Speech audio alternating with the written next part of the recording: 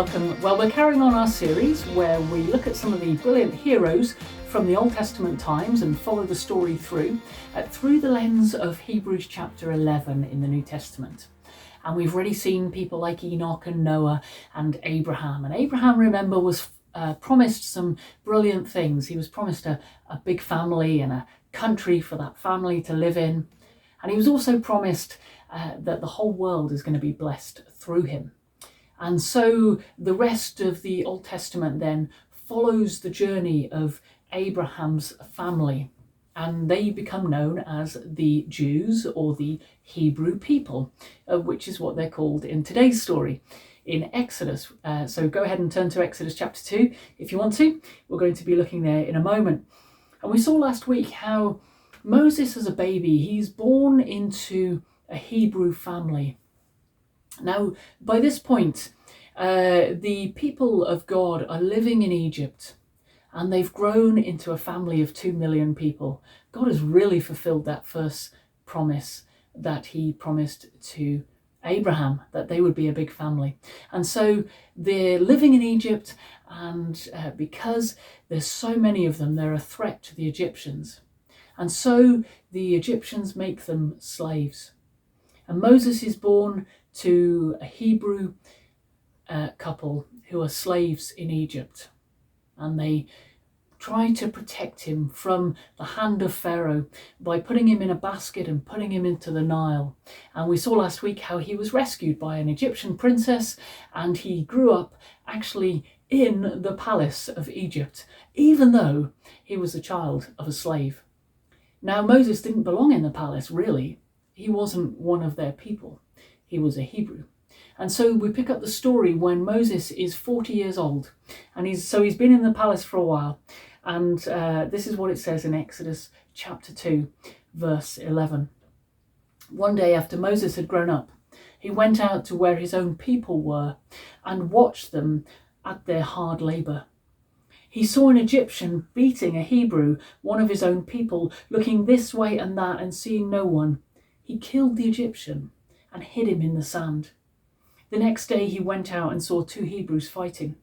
He asked the one in the wrong, "Why are you hitting your fellow Hebrew?" The man said, "Who made you ruler and judge over us? Were you thinking of killing us as you killed the Egyptian?" Then Moses was afraid and thought, "What I've done must have become known." When Pharaoh heard this, he tried to kill Moses. But Moses fled from Pharaoh and went to live in Egypt. You know, Moses went to where his people were and watched them working. And as he did that, he was angry at the way that they were being treated. Now, that's an understandable response, but what wasn't right was what he then did. He then killed the Egyptian that was oppressing his people. And because of that, he then had to flee for his life. Nice one, Moses. Now you're not going to be helping the people. Now you've got to run away. So he has to run away and live in the land of Midian, which is a few hundred miles away. And there he settles. He gets married and has kids, and he becomes a shepherd. And the story picks up another 40 years later, when he's 80 years old. But he's still a strong man. He's still working. He's still a shepherd. And one day he's out, and he's looking after the flock of sheep at Mount Horeb. And there he sees a strange sight. He sees a bush that's on fire that just keeps on burning and burning and burning. It doesn't go out. And so he goes near to the bush to see what's going on. And as he does that, he hears a voice coming from out of the bush. And it's the voice of God. The God of Abraham, Isaac and Jacob, the God of his ancestors, is speaking to him and says his name, Moses. You're standing on special holy ground. You better get your shoes off.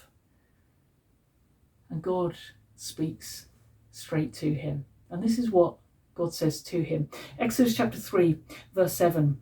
God says, "I have indeed seen the misery of my people in Egypt. I have heard them crying out because of their slave drivers, and I'm concerned about their suffering. So I have come down to rescue them from the hand of the Egyptians and to bring them up out of that land into a good and spacious land, a land flowing with milk and honey." Moses must have gone, "Yes, come on, God, at last." At last, you're going to rescue your people. We're going to have a new country to live in. Yeah. And then comes verse 10. And so now go. I am sending you to Pharaoh to bring my people, the Israelites, out of Egypt. Betty didn't see that one coming. Moses, you need to go back to the place where they want to kill you, the place where you failed, the place where you made a right mess of things, and I'm going to use you again. God doesn't leave us in our failure. Thank God he uses us even after our failure, and he uses Moses again.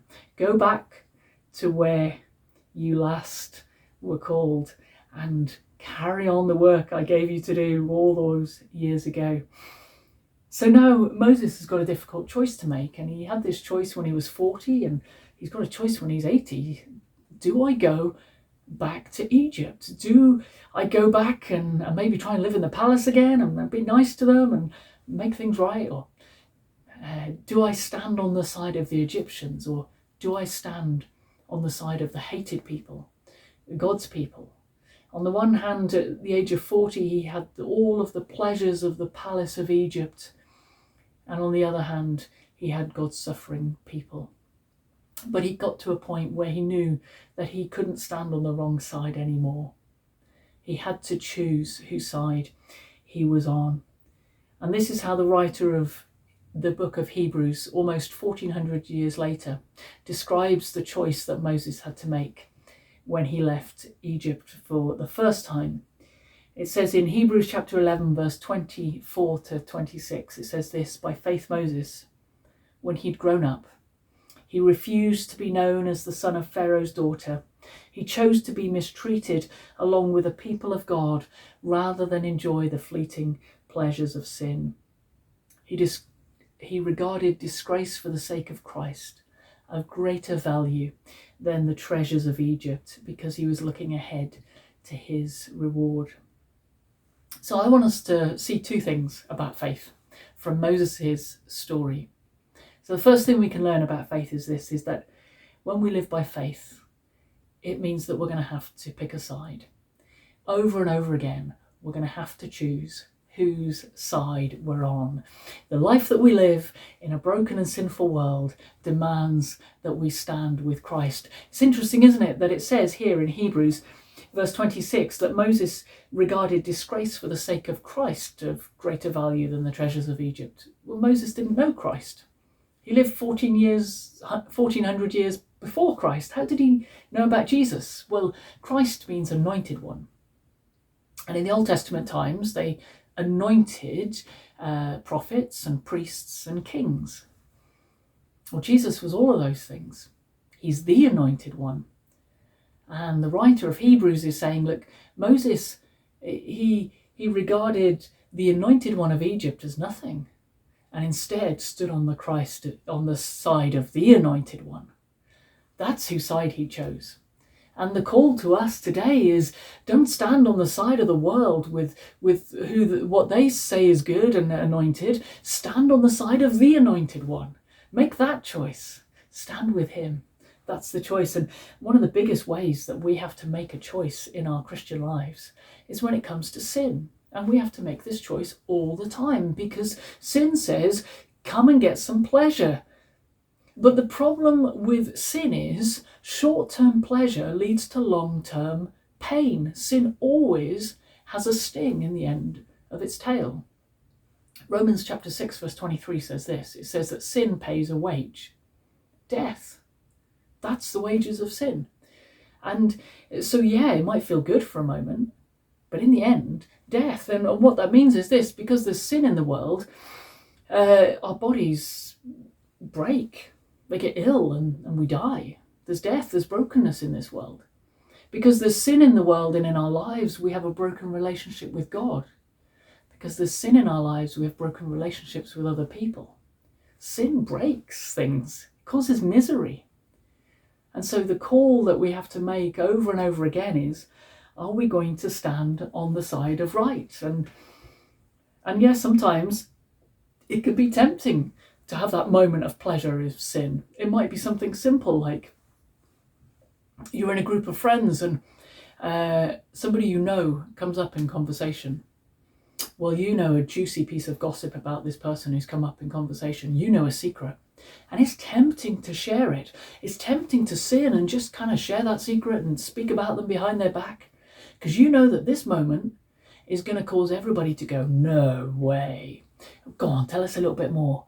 And suddenly you'll be the centre of attention and it'll feel good for a moment and you'll feel popular for a moment.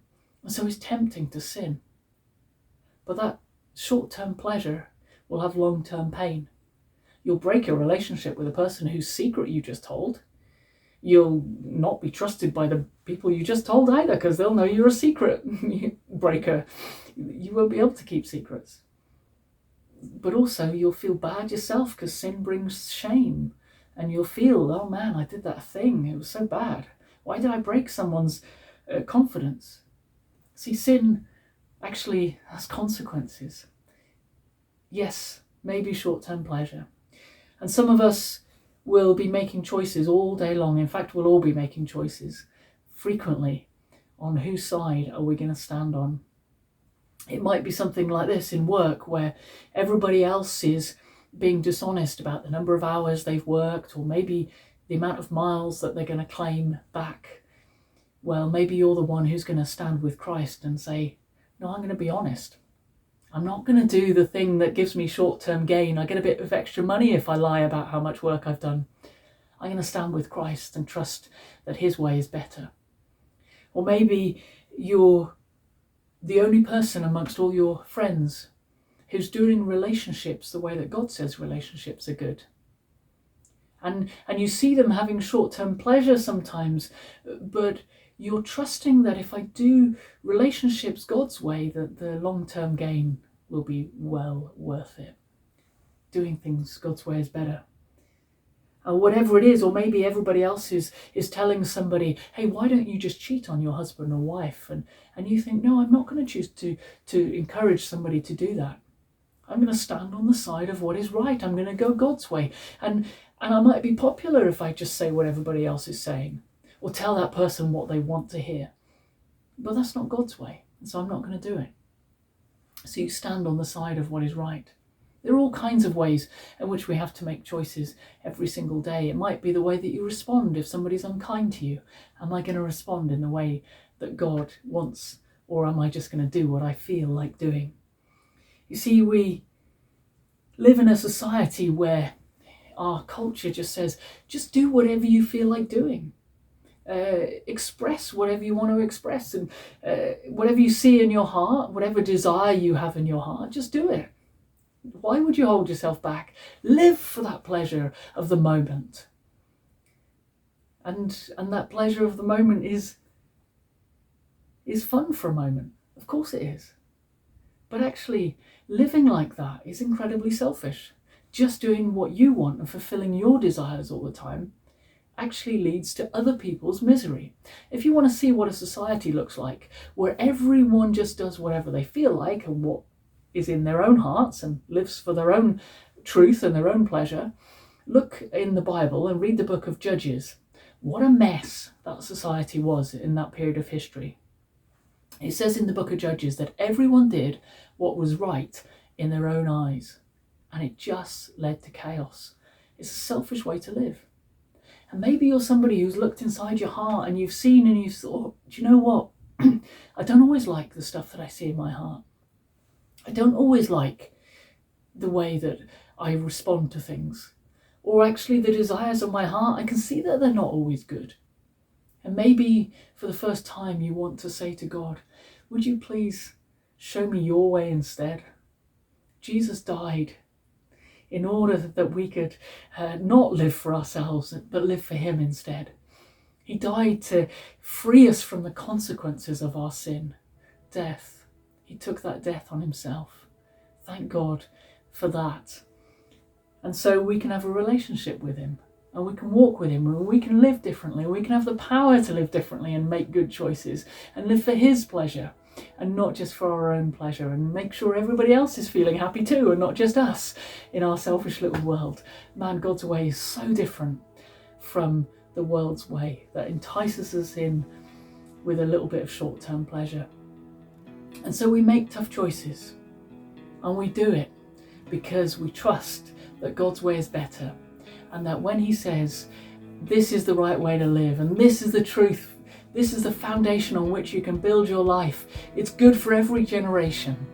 When God says his truth, we trust that his way is better, and actually that he is going to reward us. But how does he do that?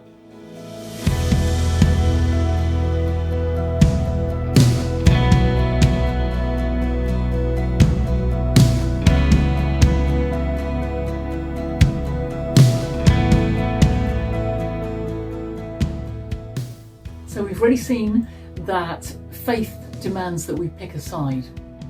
But when we do that, number 2, faith is rewarded by God. God rewards faith. Let's have a look at that in Hebrews chapter 11, verse 26. It says that Moses regarded disgrace for the sake of Christ of greater value than the treasures of Egypt because he was looking ahead to his reward. What that means is that Moses somehow believed that, yeah, I'm leaving behind Egypt and a lot of good things, but what God is going to give me is so much better. And the writer to the Hebrews is saying to us as followers of Jesus, look, you better believe that when you leave behind the pleasure of sin, what God is going to give you is so much better. What is it that God gives us? Well, to start with, he gives us the brilliant gift of salvation just for free. When we ask him and say, I've sinned and I realise I've been going my own way and I want to follow you instead, then God gives us this wonderful gift of forgiveness of sins. He gives us the gift of being free of the past, of having that burden of shame lifted from us. He gives us eternal life with him one day where we get to be with him forever. He makes us a child of God, a chosen possession. He brings us from the kingdom of darkness into the kingdom of light. That's what God does for us. That's a free gift. You don't earn that. That is something he gives you when you just say, yes, yes, yes, I want to follow you. I've sinned and I'm ashamed of the way that I've lived. But thank God for the cross where my sin is covered and I want to follow you. And that's the gift. But then it does matter how you live your life. Because Jesus said that actually we get rewarded as well for the things that we do for God. Let me try and show you some of the places where it says that in the New Testament, that says that God is actually going to reward you for the way that you live when you're obedient. This is what Jesus said in Matthew 16:27. For the Son of Man, that's him, is going to come in his Father's glory with his angels, and then he will reward each person according to what they have done. Isn't that incredible? That it matters how we live. And when we come to follow Jesus, of course we want to follow him just because we love him. We want to do that, and it's hardly like God owes us anything. He's done so much for us already, but he wants to give us rewards. A bit like Moses, he knows that maybe sometimes we just need that little incentive, like, oh, sin is really enticing, shall I do this thing? And God knows sometimes maybe we just need that little, like, oh, God's got something better for me moment. God's got something better for me. I'm going to hold out and live for his reward. And so this is what it's like. Now, the New Testament talks about treasure in heaven. And Jesus said, lay up treasure in heaven. Don't lay it up down here. What's the point of that? It's just corrupt and you'll lose it and it gets stolen. But lay it up in heaven and it'll last forever. And often our rewards are pictured in like a treasure language or crowns, crown of glory, crown of life that we get rewards for. But I don't think it's going to be we're all going to get to heaven and we'll be sat on a pile of gold like pirates with a chest of gold and some trinkets and a jewel encrusted goblet in our hands. I don't think it's like that at all. I think what God is doing is using human language in order to help us understand something that we just can't possibly understand. It's like he's saying, what's the most precious thing that people chase after on earth? Money, generally. Treasure. Well, chase after that, what I can give you instead, because it is worth chasing after. It is so much more worth chasing after than the treasure of this earth. Because 1 Corinthians 2 verse 9 says, "No eye has seen, no ear has heard, no human heart has conceived the things that God has prepared for those who love him." Man, believe that God's treasure is going to be better than anything you can imagine on earth. And so I think God uses treasure language because we just wouldn't get it if he tried to explain to us what rewards we might be getting if we obey him and live for him. Now, there might be some actual rewards that we get. We might get something tangible like ruling and reigning with him. There is some sense of that in the New Testament, that if we obey him and we're faithful with small things, that we're given greater responsibility in heaven when we are there in eternity. There's some sense of that. Maybe, hey, you'll actually get a literal crown to wear. I don't know. But I sense that as you read through the Bible, that the greatest treasure of all is God himself. You see, the happiest place for you and I as human beings to be is right in the presence of God himself. That's how God made us. We are most happy, most fulfilled, most full of joy when we are in the presence of God. That's the goal. To be with him and to be in his presence would be the most joy-bursting, soul-fulfilling experience you could possibly imagine. Or actually, you can't imagine it, because we've always been so trapped by sin and mess and, I don't know, bad thoughts in our heads or difficult influences around us in our past. But to be there without any of that, to be in his presence, will be so utterly fulfilling. And you'll be filled with courage and filled with love, the love of God flowing through you. That is a wonderful reward that God wants to give you one day if you live for him. That's why it's worth standing with him on his side. And so, what does God reward us for?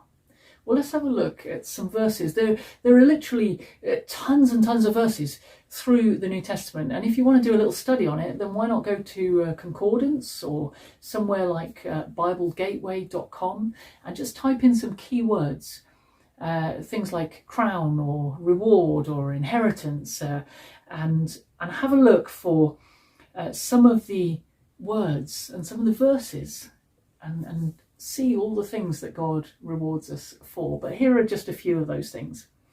Ephesians chapter 6 verse 8 says this: "Because you know that the Lord will reward each one of you for whatever good they do."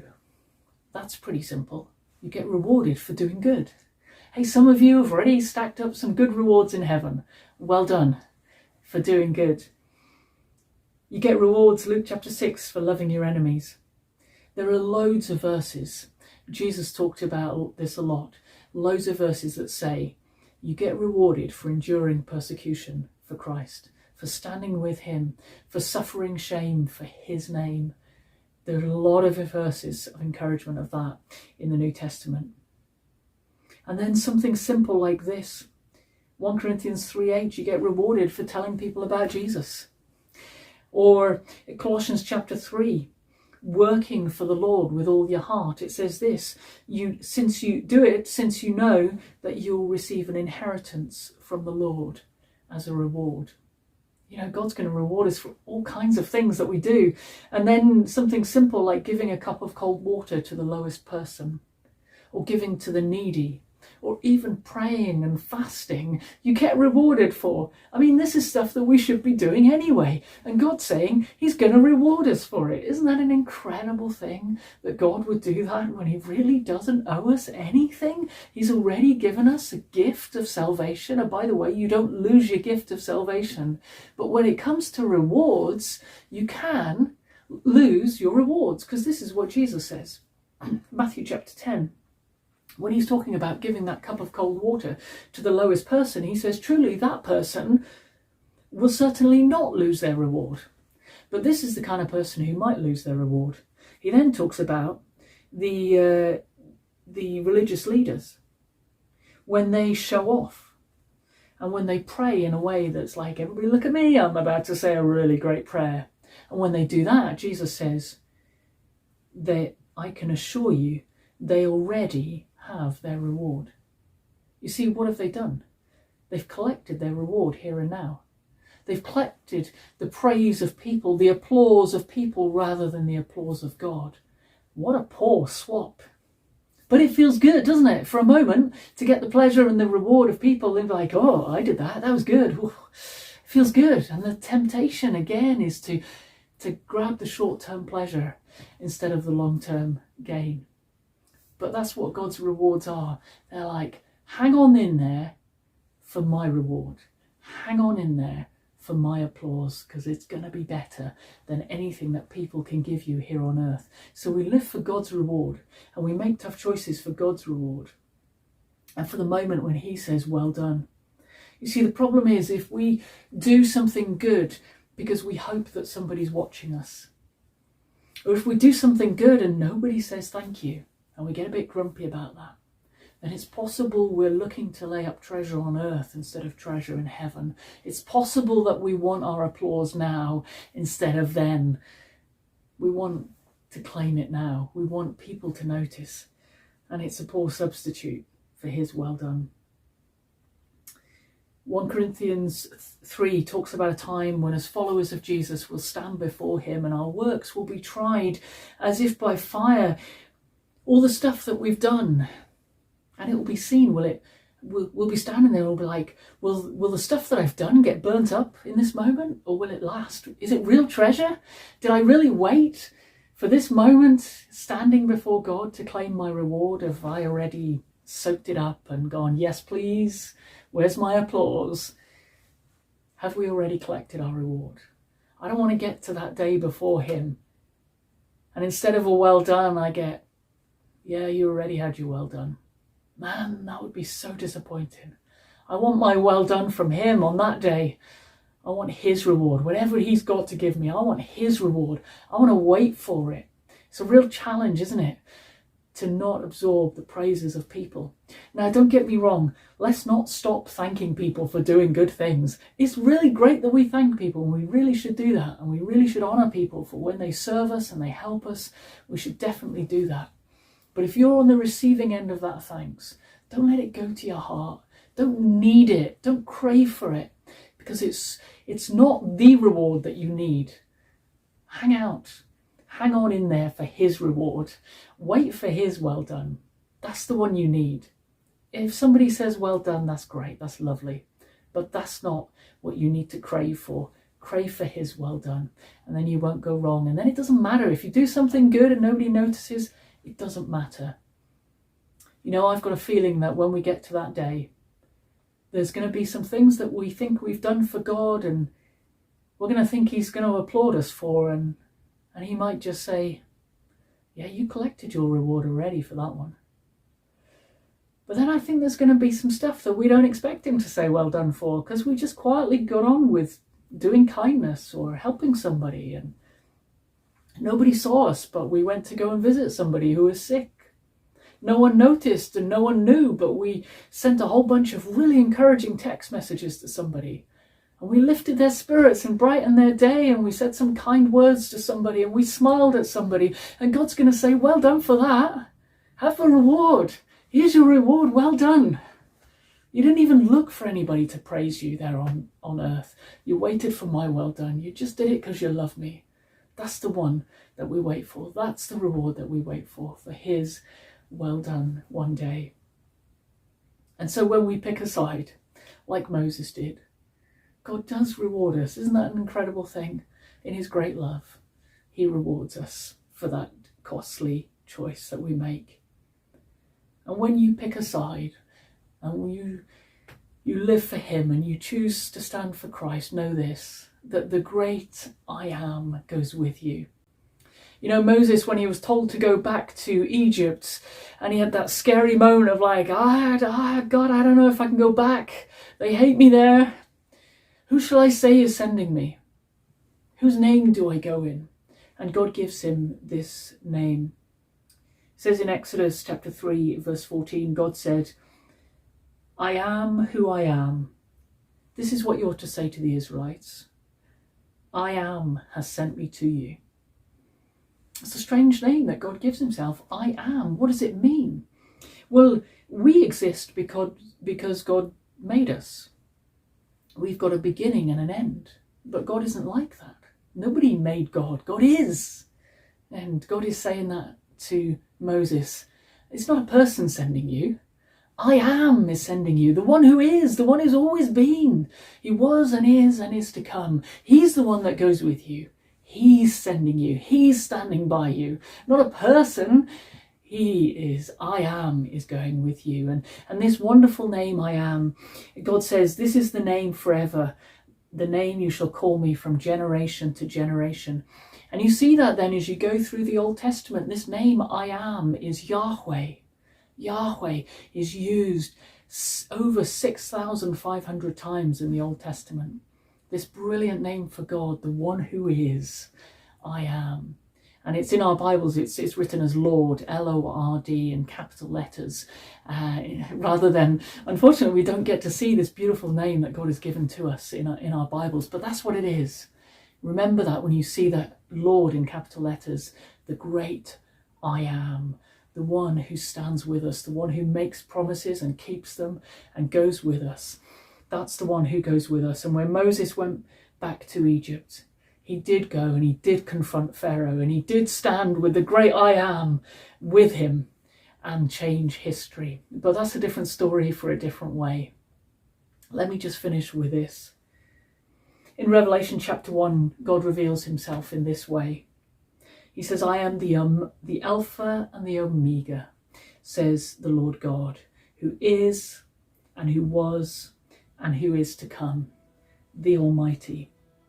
And this is the God that goes with us every day, the great I am. This is the God that goes with you when you make those tough choices, when you pick a side, when you choose to stand with the Anointed One. This is the God that goes with you when you say, I'm not going to collect my reward right now. I'm going to wait for his reward one day. This is the God who goes with you, the great I am. Amen.